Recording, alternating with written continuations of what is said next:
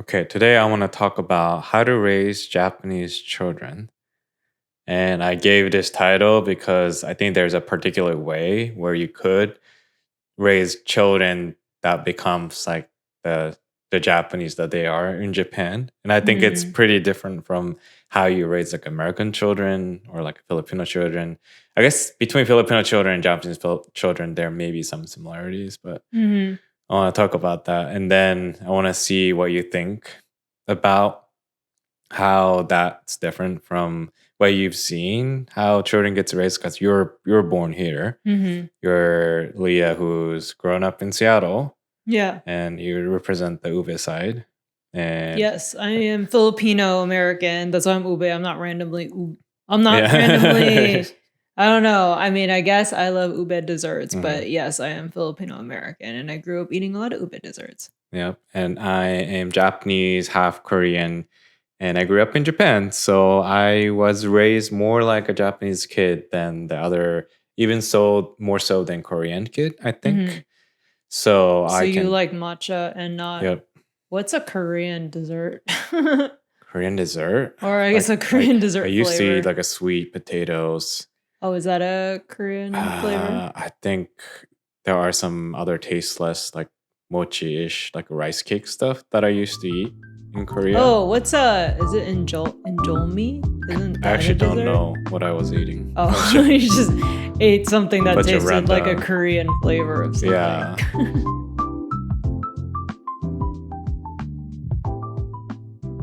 So I think there are some things that I wanted to note about like Japanese children being raised differently from Mhm. other. First one is how Japanese kids are raised to be disciplined and Mm. orderly, Mhm. to follow the norm and rules of the society as a whole, as opposed to like being individuals, like being like maybe by more of yourself. We're thought to be more of just like everyone else. And You don't that, wanna stand out. yeah, you don't want to stand out. And that I think starts institutionally when you start to go to like a daycare, or I don't know if there's a preschool because at least I've never been to one. I was in a daycare facility more. That's where everything starts. Like everything is scheduled out, right? And I guess regular daycares in US might be like that, but we're Mhm. orderly scheduled to, do like, okay, now is a playtime. Now is the time to brush your teeth. Now is the time to take a nap. Mhm. Then now is the time to go outside and play and come back, and you go through all the routines. And through the process, you're like starting to be like trained to be like orderly Japanese people who like listen to the orders and Mm. work well with other people. And as you get into elementary school, that the whole process still continues. I think people who come from America looking at how Japanese schools operate might find it very interesting because everything is much more orderly and you're supposed to be doing what everyone else is doing. Mm. And especially because I went to the elementary school for like a few months in US, I can definitely tell like Japanese people, first of all, they're more homogenous. Most of Japanese people are Japanese people, right? Like a Japanese descendant and What do you not mean not Japanese people in diverse. Japan? Yeah, Japan are not as Japan is diverse. majority Japanese. Majority Japanese, yeah. Mhm. So they're homogenous. So they are already culturally similar. Yeah. But even within that cultural similarity, we're taught to be like just like everyone else, doing the same thing, and then having the similar attitude towards things like, oh, you're Mhm. supposed to be kind of like a spirit of how you're supposed to be.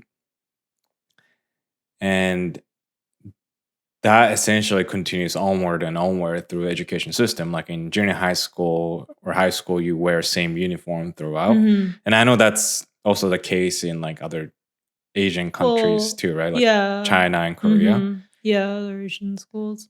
But specifically in Japan, I think you are definitely becoming the people of to be trained to have a similar thought process. So when you see Japanese people, they almost like act pretty much similar way, and you see them taking like a similar roles in a What does that company. mean that they're acting in a similar way? So, for example, they might prefer occupation, or they might prefer to do things that are more based on like, okay, what are the details? What are the rules?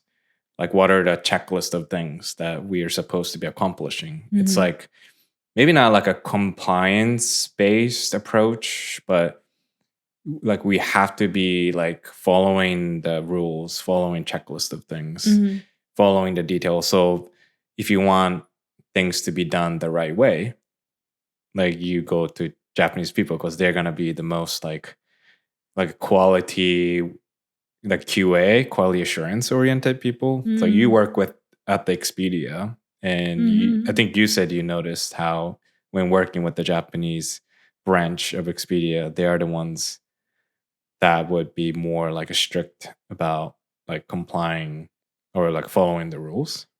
Oh, I see. Well, maybe Asian countries. I don't know if it was the Japanese branch of Expedia though, but I think in general, Asian countries, they have established rules and it's easier to follow them, or they expect people to follow them to keep the peace. Versus here, it's like you speak up, right? And it's okay to rock the boat if it means maybe you get to a place where things are more improved or better. So, yeah, I think so. Japanese people like to follow the rules, it sounds like. But why don't you want to stand out in Japan? There's a saying in Japanese called deru kui wa utareru. That means like a nail that comes out gets like hammered down. Like anything that's like standing out, Japanese people are going to be like, oh, there's a nail that's standing out. We need to align everything to be like in the same, same precision of like kind of like not, maybe not literally, but like, being the same in the same way, alignment. And I think if you look at a car manufacturer company like a Toyota and Honda, you can assure that cars that they produce are in good quality because everyone follows the rules. Nobody cuts the corner.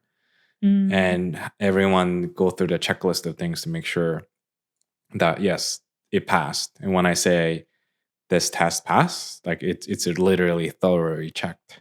Another example, camera manufacturing companies like a Canon, Sony, Nikon, all these are in Japan because when it comes to optics, precision makes the optics perfect. Like you can't just quickly, cheaply manufacture camera lenses. You need like this human being like really checking to make sure everything is precisely done. And those are the kind of work Japanese people enjoy. They tend to enjoy that type of work where like I'm gonna be the expert, and then I'm gonna be worrying about the quality of how this works. And that also comes up to be like other children growing up to be like, let's say, ramen shop owner. And you can tell the quality of attention they put towards like the food they create is also much more like detail oriented. So yeah, that's the first part. Now moving into the second part I want to mention. I remember growing up in Japan, I think a conversation came up between me and my dad, and it was about what's the ideal children. What do they look forward or look to expect in their children? My dad said, I want you to grow up to be someone who doesn't cause troubles. Oh, so that's like the ultimate sign of a good kid, or maybe an upstanding human or person in society. Yeah, and there's a word for it, like meiwaku o kakenai. Meiwaku is like causing trouble for other people to see, so or cause other people to be inconvenienced. Meiwaku o kakenai. Kakenai is to not cause a trouble. And that's such a big part of Japanese culture where you're not supposed to be. It's coming to connect with the first point where you're not supposed to do anything outstanding that's outside of a norm, because if you do anything outside of the norm, you are going to inconvenience someone. 迷惑をかける. Yeah. And that now that I think about it, it's really interesting, like a belief or maybe cultural perspective that my parent had. Because instead of saying like, oh, I want my kid to be happy or my kid to do whatever they want to do in their life, I feel like that's what we hear in the US, right? Like, oh, it's about you individually being happy in the world that you're born in. But in Japan, it's about other people. Like, hey, do whatever you want, but don't cause any trouble for other people. And I think that cultural perspective come from the time back when the government, so that's like way back in the time, I think it goes as far back to the Edo period, or when they created the rule where the five neighbors have to watch each other to not break the rules or not cause any troubles. And if one of them cause any trouble, all the five of them gets punished at the same time. Oh, and that's like a rentai sekining. I don't know if there's a exact phrase or words in US where like if one person make a mistake, it's the entire group that gets punished. Yeah. Oh, okay. So then that means they want to keep everyone in line. Yeah. And that connects back to the first part, right? Like you cannot go out of the order, because if you do, hey, you're causing me trouble, right? Like a neighbor, don't do. I guess it's kind of funny. I think it kind of reminds me of like a HOA situation in US in some way. Hey, like you need to take care of your yard because you're not taking care of your yard, causing my home value to go down. Yeah. Right. Yeah. So HOA is like kind of a group responsibility, like it being enforced. But that's really culturally embedded in Japan. So this thought of meiwaku kakenai is really interesting.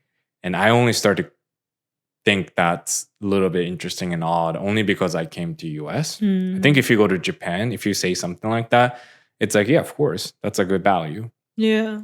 But if you go to other culture, I think it's a little bit weird. Like in US, what are some of the value that you hear about like parents? Oh, some values in children, parents want their child to have. I mean, be nice to other people, I think is an important one. That's true. And probably more recently, maybe be considerate. I guess considerate is another thing that Japanese people think. But even in US, when it comes to diversity, you kind of have to be more considerate of other cultures and different orientations people have, right? Yeah. And yeah, I think being considerate, that's another thing, right? Kuki oyomu. It's like reading the air. How would that get translated into US? It's like, is reading the air make sense? Reading the room. Reading the room. Like kind of like reading like what's happening and reacting to that or not reacting to that, depending on what's socially kind of acceptable. Yeah, socially right? acceptable. Yeah, it's such a big thing in Japan, right? There's even a game around. Yeah, the game is really Kukiyomi. funny. Yeah, there's different scenes in that game, like really short games, kind of like WarioWare, where it's like short games. And to win the first part, which is being as considerate as possible in each scene, you have to choose to be considerate. Then they have a later one where you can be as inconsiderate as you want, which is funny. That's like another game. But if you want to learn how to be considerate in Japan, play that game. Yeah. It teaches you, like, if you're on the escalator and there's like a line formed on one side, you're supposed to be like in the alignment, like in the same alignment, unless you're walking past it. But then in Tokyo and Osaka, it's like a different side. You're supposed to be lined up between Tokyo and Osaka. Wait, or Kansai and Kanto, or larger regional, where Tokyo is generally located. Like I forgot which side, but you just go to Tokyo Station and you notice everyone is in the same side. Whereas in Kansai, everyone is on the other side. Oh, okay. So you have to read the rune even depending on the region. Yeah, even depending on region. Yeah. So being considerate, kuki o yomu. Mm-hmm. Or kyotsukau is like more Isn't that more like classic more term. be careful or Yeah, watch out for? Watch out for, be considerate.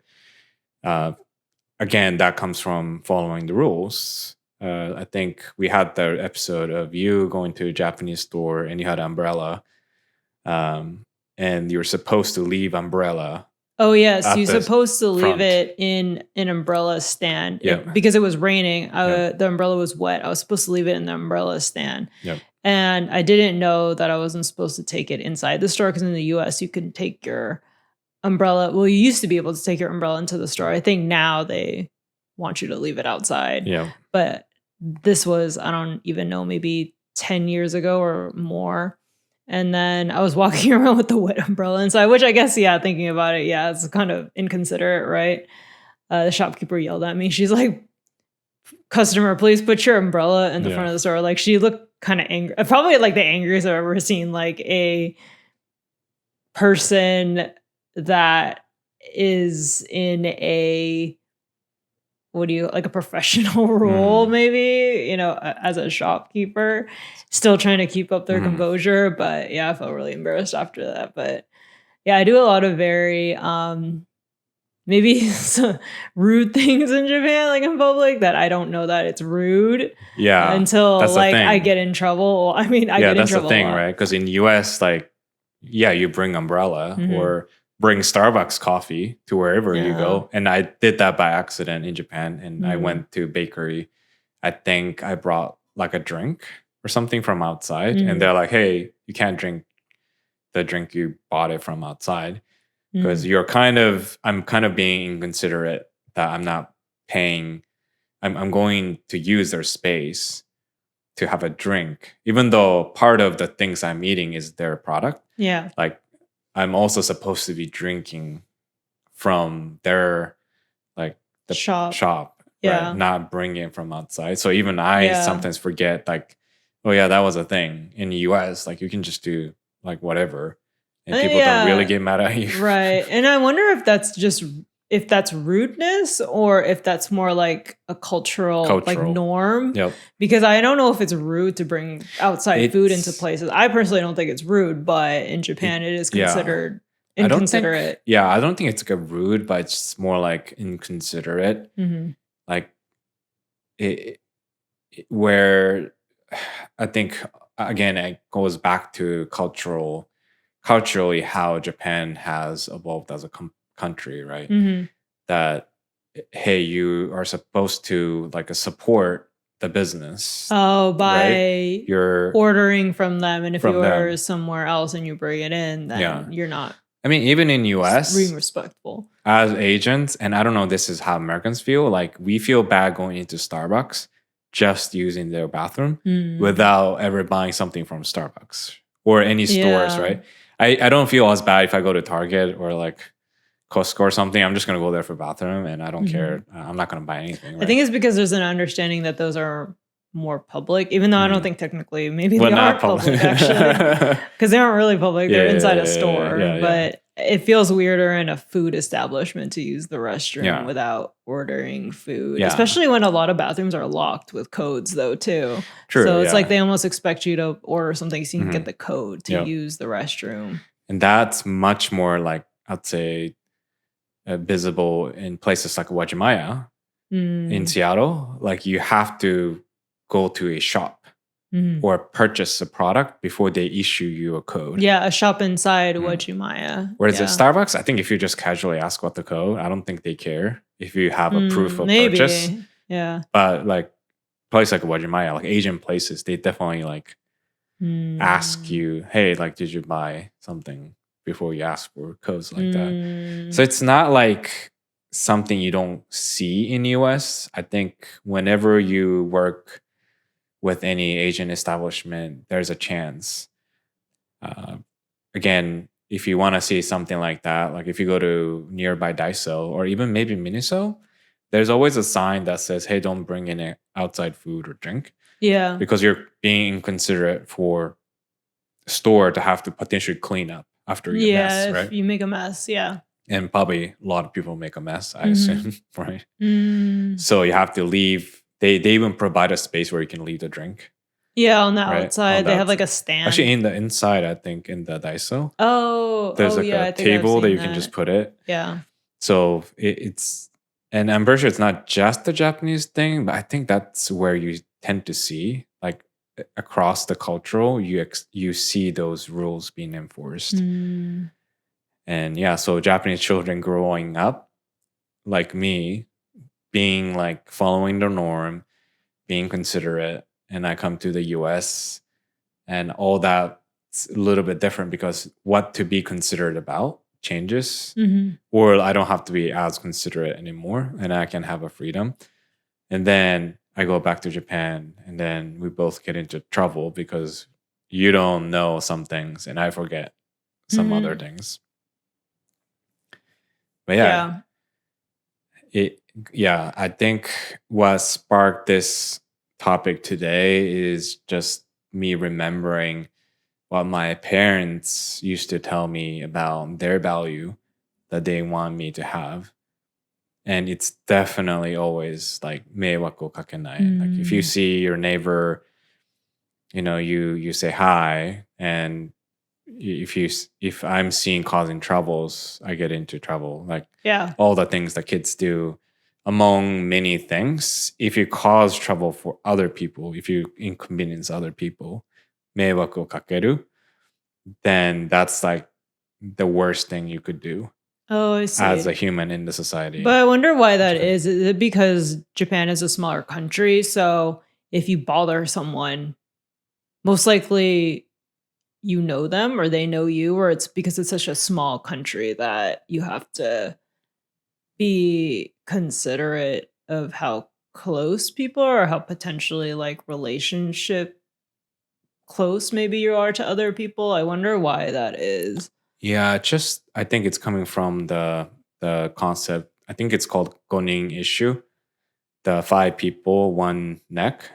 If I remember correctly, the Mm, concept of the five neighbors, you're in one single destiny. And that mm, was so strongly enforced by government for such a long time that people just develop like, hey, let's not get into trouble. Let's watch each other's so mm, that I don't get in trouble. You mhm. don't get in trouble. Yeah. We play safe and like we're all happy, right? Like, and I think sometimes something that was introduced one time in the culture because Japan was closed for so long that just gets carried on as Mhm. universal value that you don't necessarily need to follow today, but you have to because that's part of the value that we develop. And Japan is really good at keeping to those values that Mm. everyone's supposed to have the same value Yeah. and follow. And there's even like other phrases like a kinjo meiwak. So meiwak is causing trouble, right? So neighbor kinjo is a neighbor, and meiwak is a trouble. Kinjo meiwak, hey, you're causing neighborly trouble. Kinjo meiwak. Mm. So there are even some of those words, phrases made up, like composed phrases that particularly describe you causing trouble for other people, you inconvenience other people. Mm. Looking at it Yeah. from your perspective, growing up in US, but with the Filipino parents, what do you think about that value? Such a value that Japanese people have. I mean, I feel like my parents didn't want me and my siblings to cause trouble, to behave. Um, I mean, I feel like when you're a kid, you're just running Mhm. around. But I don't know. When you have working parents, if both of your parents work, then they're tired all the time, so they don't want even more trouble, right? So they just want you to Mm. calm down and stop like either being too noisy or being too rowdy. So I think it just came from them being tired, most likely. And they didn't want to deal with like additional like trouble, maybe. So yeah, that's probably So where they came from. Yeah. if and when we have our own children, where would this like concept of like meiwaku kakenai, not causing trouble for other people, rank in the value that you want to make sure like your children follows? Like, does it even get into Mm. the top 5 value that we pass on? Because that's interesting about like second generation, third generation Asian children, right? How much of your home country value, Mhm. which I might be holding because I grew up with that, and you kind of had the version, right, from Filipino culture that I would say Japanese has that specific phrase for it, really strong. And as parents, Asian parents having mixed cultural children growing up in US, right? Most likely not going to Japan to grow up. Mhm. Where would we rank this? I feel like for me, it might just come out naturally because I grew up that way, and usually children growing up ends up repeating the same value, Yeah. but passing on. But from your perspective, does it even Mm. get into the top 5? I mean, I think for me, it's important to treat other people well. I think the line is a bit blurry with being considerate, because I feel like in the US, it's not as strict, like the boundaries and the lines between like what is more acceptable, like etiquette wise, or like what you do in public. I feel like there's definitely more leeway. And I think for me, it's important to, I mean, drive safely or, make sure you follow the signs or, in class to be quiet, things like that. But I also think it's important to be like an individual because everyone's different. Hmm. So I think there is that part where I think they need to learn that sometimes, I don't know, I don't think it's always about being considerate and considerate. It's not always that. I think it's also, is it like a societal thing? Is it a you thing or is it a them thing? Because I think some feelings or some reactions to things could just be based on personal things and not necessarily a cultural or societal norm. Hmm. At least, like, I feel like I'm pretty open minded. I feel like there's always a reason for things. And I think that's also why I feel like Japanese society is very like orderly and strict. But then I feel like there are some things that I, there just depends on the situation. But yeah, I think we could probably do an entire episode on Hmm. like maybe etiquette stuff that we messed up in Japan or things that Hmm. I was like, oh, I think they did not appreciate that.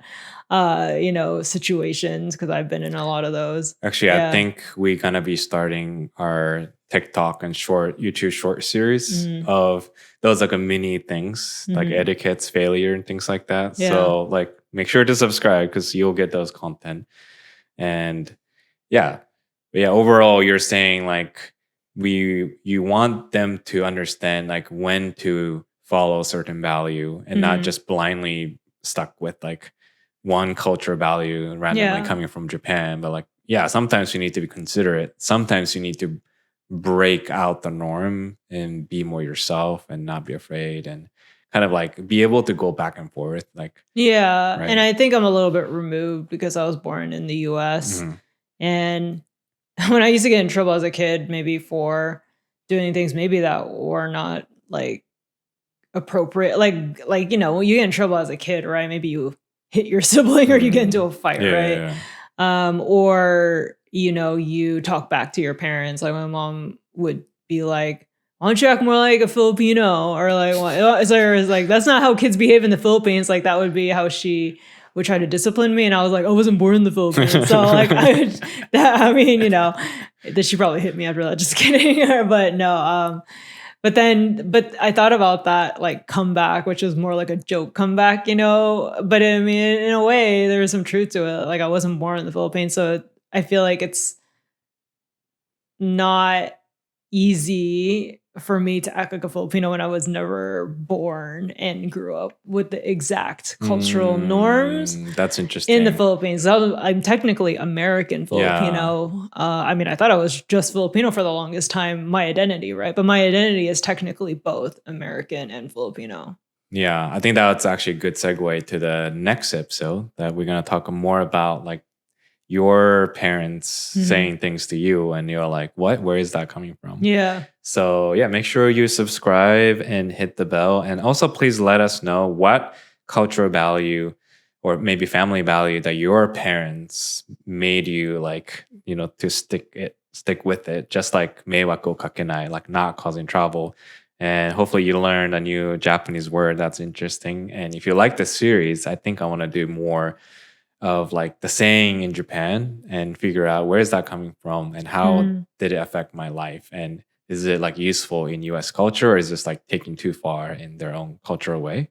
Or is it just very different? It could just be very different. So yeah, hopefully those topics are really fun for you. So make sure to hit the bell, you get notified, and subscribe. We have the weekly episode like this coming out. We also have TikTok and YouTube Shorts for more short, fun videos like this. But yeah, until next time. Bye.